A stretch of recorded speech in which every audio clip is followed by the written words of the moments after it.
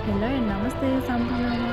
आज चाहिँ आमाको मुख हेर्ने दिन। हामीले आमाको मुख हेर्नको लागि सम्पूर्ण सामानहरू तयार पार्यौँ। अनि यो सामान चाहिँ हामीले चारैजना छोरी ज्वाइँ छोरा बुहारी कान्छी छोरीको तर्फबाट सबैको माया मिसाएर गिफ्ट गरेको। अब चाहिँ हाम्रो सगुन दिने टाइम भयो। सगुन दिँदैछौँ। कान्छी छोरीले दिइराख्नु भएको छ। म चाहिँ क्यामेराम्यान भइरहेको छु। अनि उहाँ चाहिँ काकीको छोरी हुनुहुन्छ। सगुन कार्यक्रम भइरहेको छ हाम्रो चाहिँ।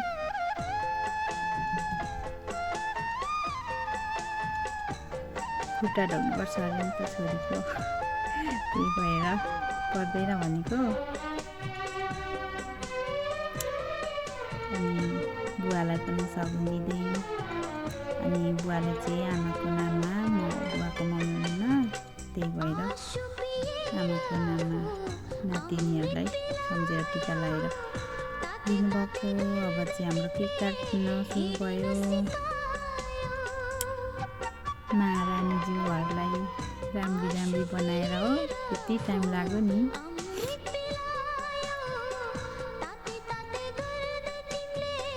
गाह्रो छ हो, हामी छोरीहरूलाई गाह्रो छ। रोज खुसीको मोमेन्ट 14 वर्ष पछाडिको मम्मीलाई चाहिँ त्यस्तो भयो क्या।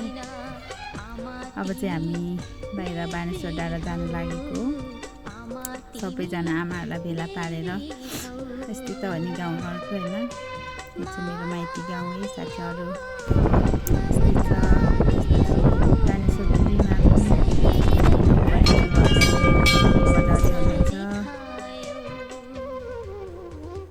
म चाहिँ एकदम दुब्लो भइरहेको छु कि अचेलभरि। ज्यान त सानो देखिँदैन त मेरो त। यस्तै छ के गर्नु। यो चाहिँ एकदम राम्रो ठाउँ। यहाँ चाहिँ सबैजना घुम्न जाने भनौँ न पर्यटकीय क्षेत्र छ है। सबैजना आउनुहोला, घुम्नुहोला, बानेश्वर मन्दिर शिवजीको दर्शन गर्नुहोला। अनि यहाँ चाहिँ पोखरी पनि छ। पोखरीमा माछा पनि हुनुहुन्छ।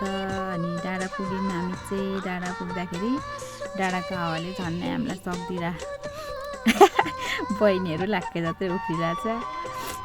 लास्टै हावाको बिजोग। यहाँ चाहिँ बहिनी र मेरो डान्स चलिरहेको थियो। बहिनीले बिगारेर कुटे खायो। तर सपनामा यसले आज मसँग बाजेको देखेको थियो अरे क्या, त्यही पुरा भएको त्यसको चाहिँ।